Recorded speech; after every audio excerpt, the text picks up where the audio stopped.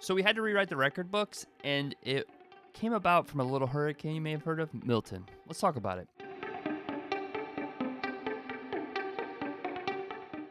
Okay, guys, welcome to the channel. As you know, I get super interested in things, and Hurricane Milton was no different. And what really stood out for me on this one is that we rewrote the record book. This storm approached what scientists assumed was a theoretical limit of what Earth's atmosphere would allow for hurricane wind speeds. Holy cow, absolutely blown away. Let's do a little deep dive into hurricanes and why Milton was special and really not great. When it was forming, it was on track to be the second largest hurricane ever recorded in the Gulf of Mexico. And I want to talk about how these speeds came, how all of this came about, because it's fascinating. So let's start with the basics. How did Hurricane Milton form? How does any hurricane form? It starts with warm air over a moist, warm ocean. When the air rises, it creates an area of low pressure. And this area of low pressure is that void. That density void is filled by denser, cooler air, and it rushes in, and then that starts to warm up, and it also rises, and it's kind of a feedback loop. You kind of see where this is going. This starts to put a lot of moisture in the air, and that warms up, and then more warm air brings more moisture up, which gets warmer, and the energy starts to increase in the air, the atmosphere, and then we start to get localized thunderstorms. And you know, we see this a lot. If you've ever been to the coast anywhere, you see those big thunderheads, you see warm air rising. But every now and again, they start to really take off and start to escalate towards a hurricane. And that's what happened here. As that water and air temperature rise, the hurricane starts to strengthen. As those thunderstorms really start to build up and consolidate, we get what we call a tropical disturbance. These are storms that obviously people are going to track to potentially see if they're going to turn into hurricanes, and we keep an eye on it. And this is what the National Weather Service does for a lot of the coastline, is they keep track of these disturbances. As these tropical disturbances start to consolidate and form larger and larger storms, you get what's called a tropical depression. Once wind speeds go over 39 miles per hour, you get a named tropical storm. Hurricane Milton started as Tropical Storm Milton. If winds continue to strengthen to 74 miles per hour, that's when you start to get a hurricane, and this is sustained wind speeds, mind you. The telltale sign of a hurricane is that rotation, whether it's counterclockwise or clockwise, depending on if it's north or south of the equator. We start to see the eye form, and that's when you truly know that you have a hurricane. If you've ever seen videos of storm chasers flying into the eye of a hurricane, you know that once they cross into the eye wall, it is the most turbulent part of the storm because it's the area that's spinning the fastest. But once they're in the eye wall, it's absolutely calm and surreal, and you can look up and see blue sky. It's kind of weird. I don't think I'd ever want to get on those planes, especially from the videos I've seen from Milton on these storm chaser planes. I think it's a little too much.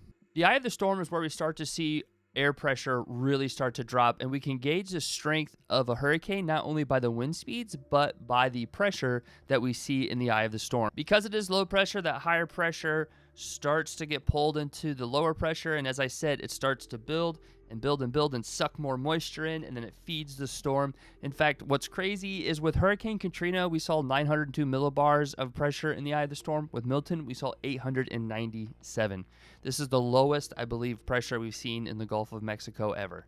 So now that we have a hurricane, let's just quickly review, for those of you who may not know, the categories. You have categories 1 through 5, category 1 being 74 miles per hour, and then category 5 really is anything over 180 miles an hour.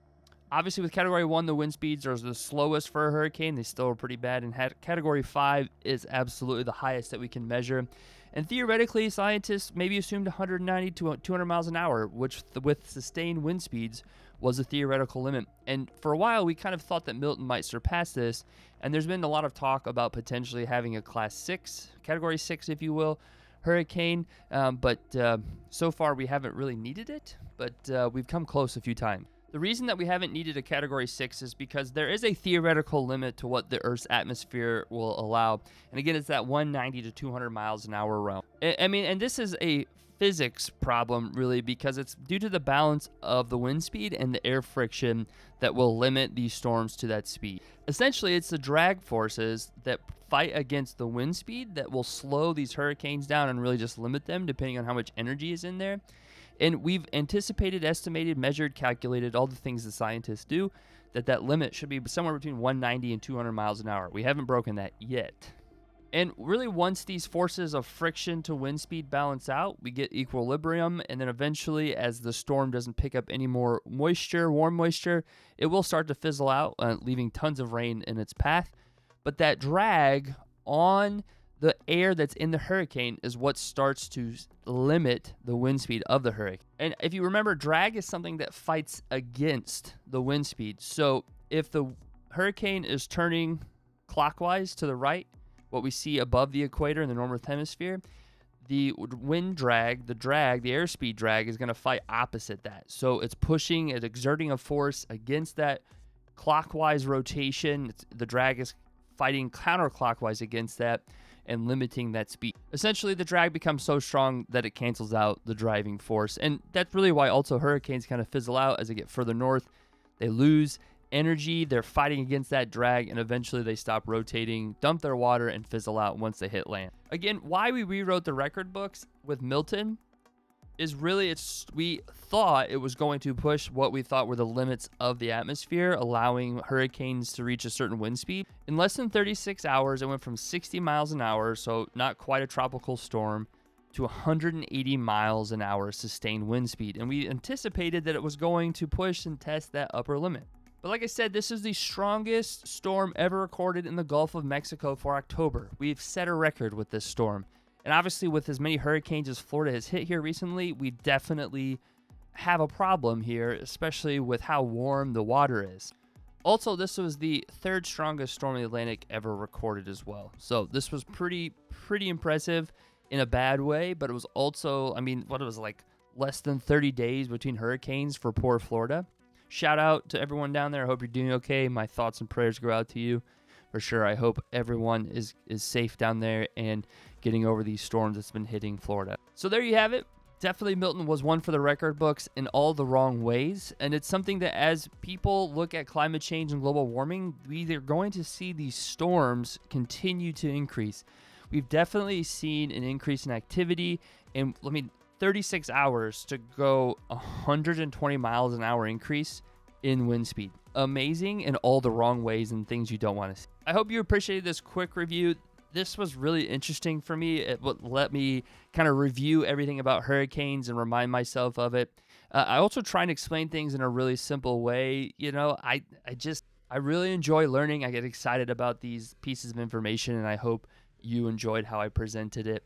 Thank you so much for your time and attention. Again, please donate to the hurricane relief. They need all the help they can get down there. If you really enjoyed this deep dive, please hit the like button, subscribe, comment below if I got any facts wrong, and then any facts that you wish you had seen in the video.